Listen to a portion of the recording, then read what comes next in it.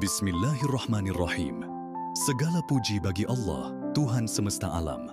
Shalawat dan salam kita haturkan kepada junjungan kita, Nabi Muhammad, beserta keluarga, sahabat, dan seluruh pengikutnya hingga akhir zaman. Saudara-saudaraku yang dirahmati Allah, ada banyak kisah inspiratif dalam Islam yang mengajarkan kita tentang keimanan, ketulusan, dan pengorbanan. Salah satunya adalah kisah seorang pemuda dari Yaman yang tidak memiliki pangkat atau jabatan, tetapi namanya disebut oleh Rasulullah dan terkenal di langit. Dialah Uwais Al-Qarni, seorang lelaki yang baktinya kepada ibunya membuatnya mendapat doa istimewa dari Rasulullah. Mari kita simak kisahnya yang penuh hikmah dan pelajaran. Uwais Al-Qarni, lelaki yang namanya harum di langit, di tengah padang pasir Yaman, hiduplah seorang pemuda bernama Uwais Al-Qarni.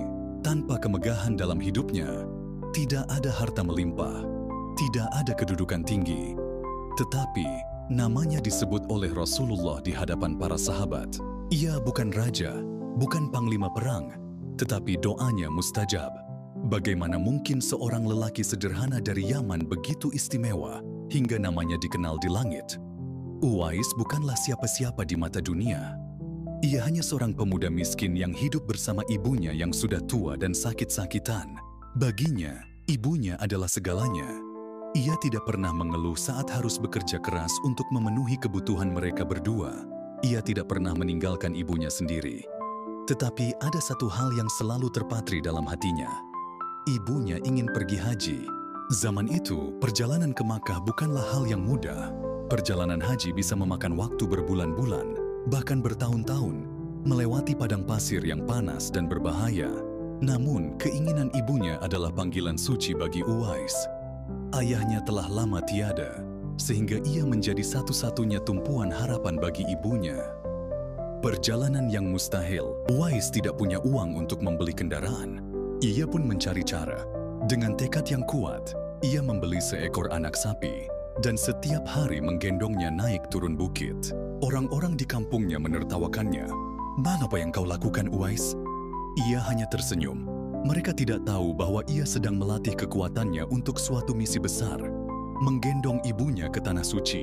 Setelah beberapa tahun, Uwais menjadi kuat. Saat waktu yang tepat tiba, ia pun memulai perjalanan panjang. Menggendong ibunya di punggungnya, ia berjalan ribuan kilometer melewati padang pasir yang terik. Langkah demi langkah, butiran keringat bercucuran, tubuhnya lelah, tetapi hatinya tetap teguh. Ia hanya punya satu tujuan, mengantarkan ibunya ke Baitullah. Setelah perjalanan panjang yang penuh rintangan, akhirnya mereka sampai di Makkah. "Ibu, berdoalah di hadapan Ka'bah," kata Uwais dengan penuh kelembutan. Sang ibu menatapnya penuh kasih. "Nak, bagaimana dengan doamu sendiri?"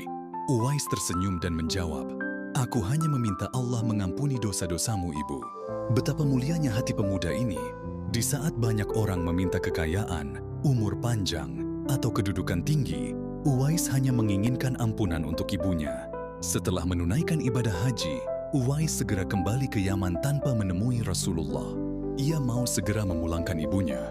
Suatu hari, di Madinah, Rasulullah duduk bersama para sahabat dan berkata, "Akan datang kepada kalian seorang lelaki dari Yaman yang bernama Uwais. Ia memiliki bekas penyakit di tubuhnya yang telah disembuhkan kecuali sedikit. Ia sangat berbakti kepada ibunya. Jika kalian bertemu dengannya, mintalah ia mendoakan kalian." Para sahabat terkejut. Setelah Rasulullah wafat, Umar bin Khattab dan Ali bin Abi Thalib selalu mencari-cari Uwais. Hingga suatu hari, mereka bertemu dengan seorang lelaki sederhana di Kufah. "Apakah kau Uwais Al-Qarni?" tanya Umar. "Ya," jawabnya dengan rendah hati. "Rasulullah menyebut namamu. Ia berkata bahwa doamu mustajab. Tolong doakan kami." Uwais terkejut. Ia hanyalah seorang lelaki biasa. Mengapa orang sebesar Umar dan Ali meminta doa darinya?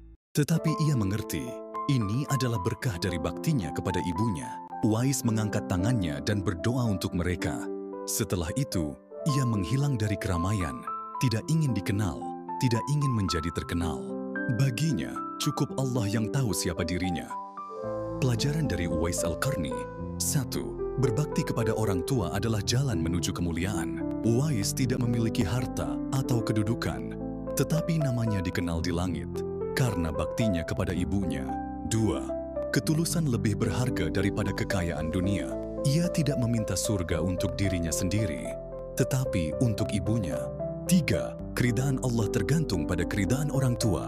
Rasulullah bersabda, keridaan Allah tergantung pada keridaan orang tua, dan kemurkaan Allah tergantung pada kemurkaan orang tua. Hadits riwayat Tirmidzi.